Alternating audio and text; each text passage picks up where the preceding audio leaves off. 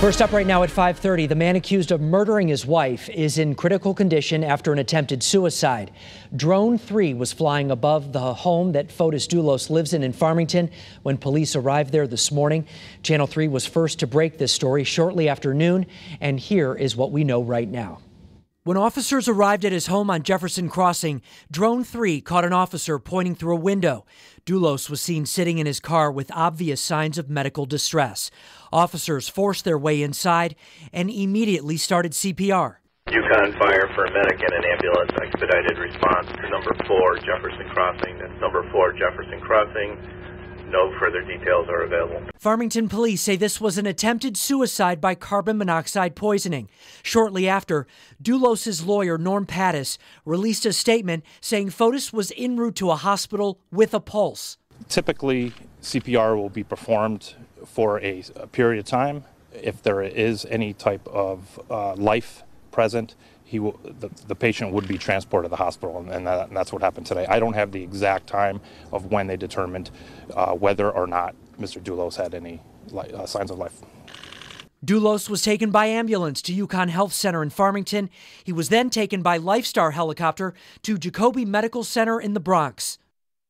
Now, we know Fotis Dulos is being treated for carbon monoxide poisoning. Channel 3 Eyewitness News reporter Matthew Campbell is live. He is at Hartford Hospital, where, Matthew, I understand you just spoke with the doctor about all this today.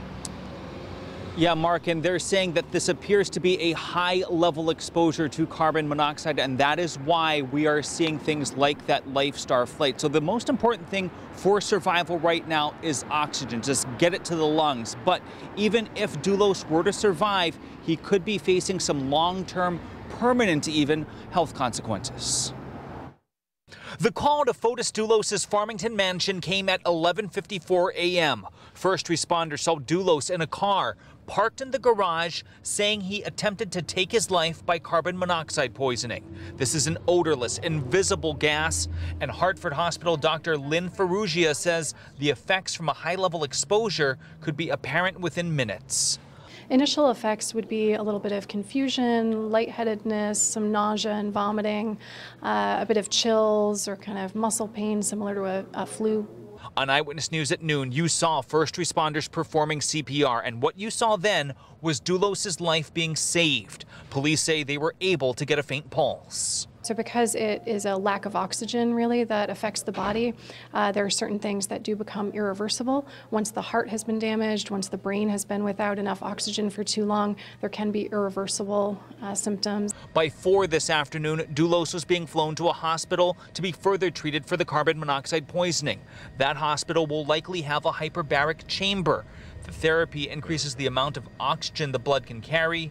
Patients enter the chamber and breathe the air as pressure is gradually increased. But sometimes patients are in such bad shape, they might not be able to handle it.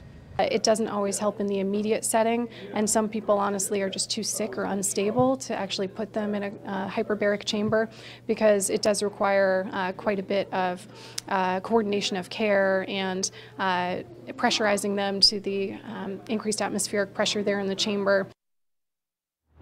So again, a very fragile situation for Fotis Dulos, and even if he does survive, doctors say he could be facing long-term heart or brain damage. Right now, all of that, though, hinges on the exposure and the duration of the exposure to the carbon monoxide. But right now, that remains unclear even to investigators. That's the latest live here in Hartford tonight. Matthew Campbell, Channel 13 News.